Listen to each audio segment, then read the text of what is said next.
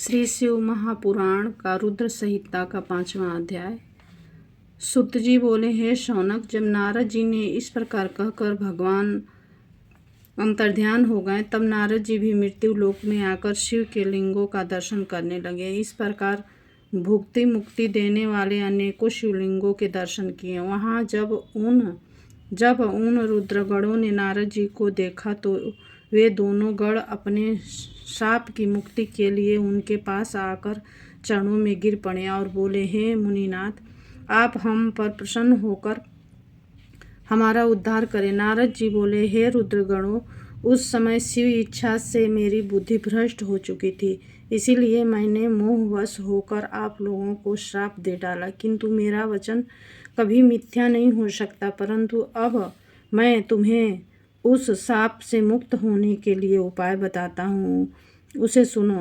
तुम दोनों मुनि के वीर द्वारा एक राक्षसी के गर्भ में जन्म लोगे, परंतु वहाँ तुम्हारा प्रताप, बल एवं वैभव दिनों दिन बढ़ता जाएगा और तुम दोनों शिव के परम भक्त होोगे। तब भगवान शिव अपने दूसरे रूप से तुम्हारा उद्धार करेंगे। सुत जी कहने लगे कि इस प्रकार नारद जी के कथन को सुनकर वे दोनों रुद्रगण प्रसन्न होकर चले गए। तब नारद जी भी शिव तीर्थों का भ्रमण करते हुए शीघ्र ही ब्रह्मलोक में आ पहुँचे और वहाँ ब्रह्मा जी को नमस्कार करके उनकी स्तुति की। इसके बाद हाथ जोड़कर बोले, हे पितामह, आप तो पर ब्रह्मा का स्वरूप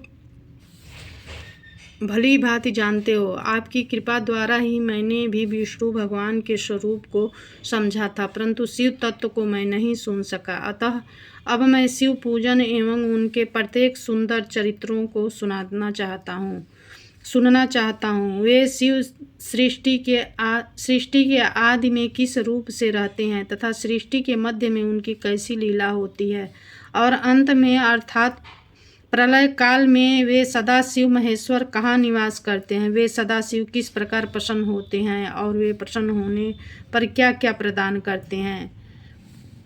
इसी के साथ 6वां अध्याय। ब्रह्मा जी बोले, हे भगवान, महाप्रलय के समय में सब अस्थावर जंगलों के नष्ट होने एवं जब सूर्य ग्रह एवं समस्त तारों से रहित होकर अंधकारमय हो गया था, तब चंद्रमा, दिन रात, अग्नि, पृथ्वी, जल कुछ भी नहीं था। प्रधान आकाश और अन्य तेज भी शून्य हो गया और सत असत स्वरूप कुछ भी न रहा, तथा जिसको योगी जन निरंतर हृदयाकाश में देखते हैं, जो मन वाणी से परे इंद्रियों के विषय से रहित, नाम रूप और वर्ण रहित, स्थूल तथा सूक्ष्म भी नहीं है। इसमें ह्रस्व, दीर्घ एवं लघु, गुरु, घटना, बढ़ना भी कुछ नहीं होता। वह सत्य, ज्ञान और अनंत स्वरूप तथा परमानंद परम पुरुष है, जो अमृत पर तत्व है, वही सदाशिव की मूर्ति है। इसी को पंडित अर्वाचीन और प्राचीन ईश्वर की मूर्ति कहते हैं। अब उसने अपने शरीर से स्वच्छ शरीर वाली कभी नाश न होने वाली शक्ति प्रकट की। वही प्रकृत गुणमयी माया और वही विकास से रहित बुद्धि तत्व जनन कहलाई। वही शक्ति अंबिका प्राकृतिक संपूर्ण लोकों की ईश्वरीय त्रिदेवों की माता, नित्य और मूल्य कारण कही गई, जिनकी 8 भुजाएं और जो विचित्र मुख वाली और शुभा है। सदा शिव ने उस शक्ति को साथ लेकर शिवलोक नाम के क्षेत्र की रचना की। उसी को काशी कहते हैं, जो परम मोक्ष को देने वाली और सर्वोपरि है। उस क्षेत्र में परमानंद रूप शिव पार्वती सहित निवास करते हैं। धनुषधारी शिव के स्मरण करते रहने पर नारद उन्हें किसी दूसरे पुरुष के निर्माण की इच्छा हुई। तब उन्होंने सोचा कि हम इसका भार किसी दूसरे व्यक्ति पर देकर शांति से काशी में केवल शयन करें। ऐसा निश्चय कर उसके दक्षिण के 10वें अंश में सुधा रूप आसव का व्यापार किया, जिससे त्रिलोकी में एक सुंदर पुरुष का आविर्भाव हुआ, जो शांत और सत्य गुण से युक्त एवं गंभीरता में संसार के समान था।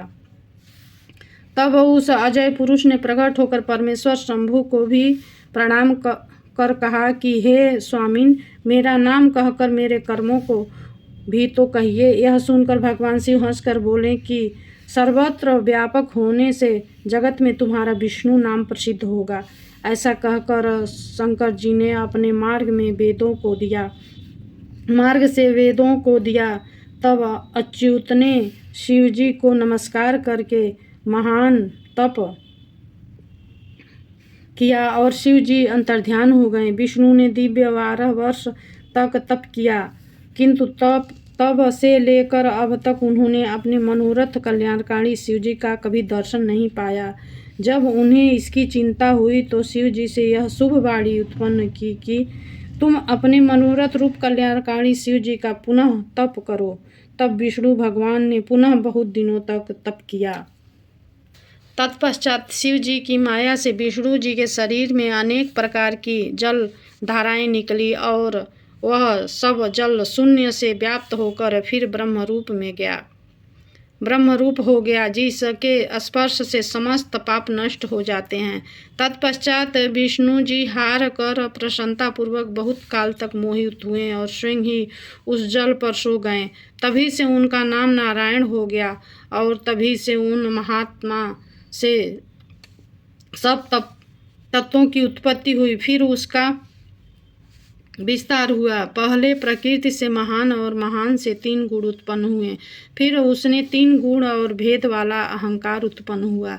उससे तन्मात्रा, शब्द, स्पर्श, रूप, रस और गंध, उसमें पंचभूत पृथ्वी, जल, वायु, आकाश तथा अग्नि, और उसमें नेत्र, कान, नाक, जिह्वा और त्वचा, ज्ञानेंद्रियां तथा बाड़ी, हाथ, पैर, गुदा और उपस्थ ये कामेंद्रियां उत्पन्न हुई हैं। इस प्रकार पुरुष के बिना यह सब प्राकृतिक का जड़ रूप कार्य हुआ।